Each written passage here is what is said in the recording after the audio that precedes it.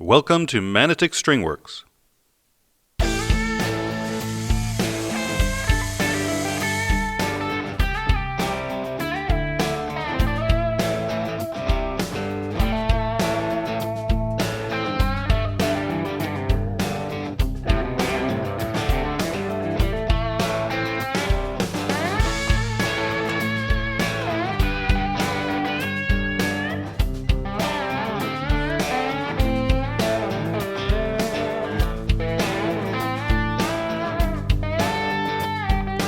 Please remember to like and subscribe for more video content. Hey there, welcome back to Manotick StringWorks. Welcome to the shop. So here today we have this PRS SE 24 custom made in Indonesia, not American made. And it's here in the shop, and if you've watched the channel before, you've probably seen this guitar before. It's just back here because the player, the owner, just feels it needs a little tweaking. Little seasonal adjustments to the neck relief, string height, that kind of thing. So I'm not going to go through a setup video, but I thought it'd be kind of fun to just talk about what makes a PRS and what makes it different from, let's say, a Les Paul and a Stratocaster. So someone who's looking to buy a new guitar, maybe the first time guitar, and you're considering a Strat, a Les Paul, well, maybe you'll consider a PRS too. They're really nice guitars, and they combine a lot of the best features of both the Strats and Les Pauls. So let's have a look at the differences and similarities between these guitars. Well, for purposes of comparison, we'll use the Epiphone Les Paul Modern. It has a few new features, one of them being a coil split. And we'll also have a look at the Fender Player Stratocaster with an HSS pickup configuration. I think these two guitars are comparable in features and price to the PRS. In its styling, it's a double cutaway, not a single cutaway like a Les Paul. It's got similar body shape to a Strat. But if we come in close here, we can see, what this particular guitar has. So we have a floating trem system, two humbuckers. They also have a split coil, which is kind of cool. Three-way selector, and a volume, and that's the split coil is the tone. We have 24 frets. And the scale is 25 inches, which is different from a Fender, which is 25.5, and a Les Paul, which is 25 3/4. And we move up to the headstock, and here's where I find one of the more interesting things. You'll notice that we have a 3+3 tuning peg configuration, which is like a Les Paul, unlike a Strat. But you'll notice that the strings continue straight through the nut.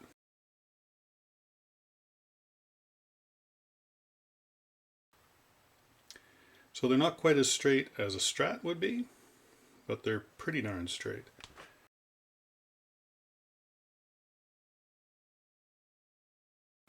You can see it better like that.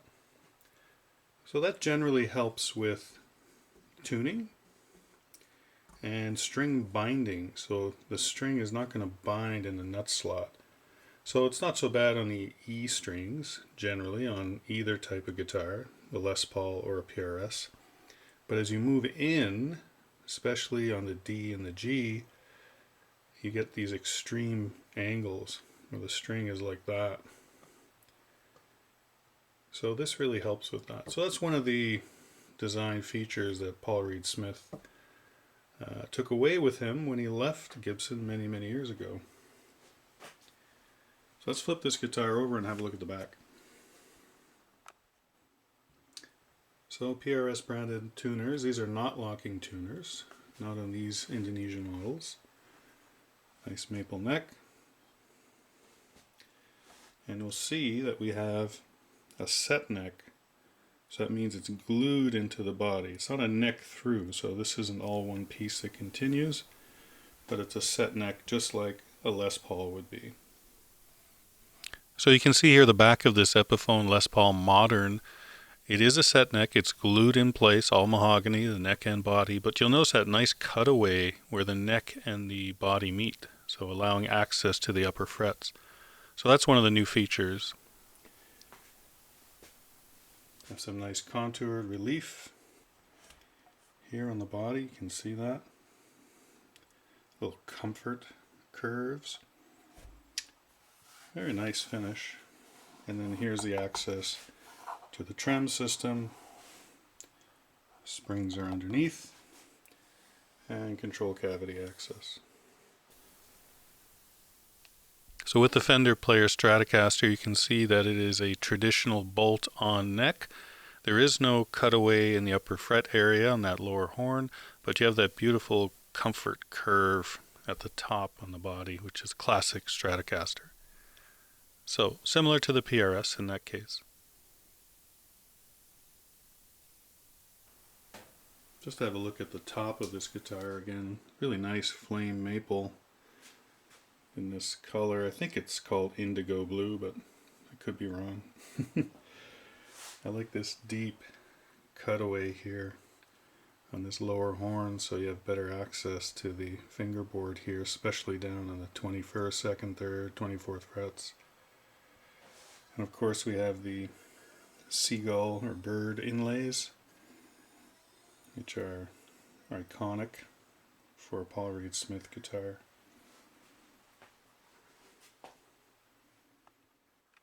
Of course, we can't ignore price when we're talking about guitars and the differences between guitars.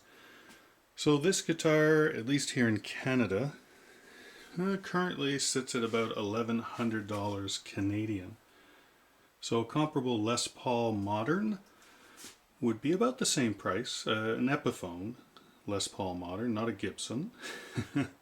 So the Epiphone Les Paul Modern, yeah, see it about $1,000 to $1,100 in the stores. And a Fender Player Stratocaster with an HSS, so humbucker and 2 single coils, that would be about $1,100 to $1,200 as well. So of course you can look on the used market, but just talking generally new prices, at the major guitar stores or online. So really not much difference in price between the three guitars. So why would you choose a PRS guitar versus a Les Paul or a Stratocaster? Well, we've seen what the similarities and differences are. So, here we have a trem like a Strat, but here we have 2 humbuckers like a Les Paul. But these are split, so they actually end up sounding like single coils if you want. So, like a Strat. We have 24 frets, which neither the Strat or the Les Paul offer. And then we have the 3+3 headstock with the straight string through design. So like a Fender Stratocaster, but different from the Les Paul. And I think this is preferable for, like I said, tuning stability. So that's one of the reasons you might want this guitar, plus the look, right? And of course it looks different than a Strat or a Les Paul. So I think it's a good alternative to a Strat or a Les Paul. It has its own sound and look. Should really try one out. You should always try out many different guitars when you can at the stores and find the one that fits you. Fits your look, your style, the way you like to play, of course the sound and the feel.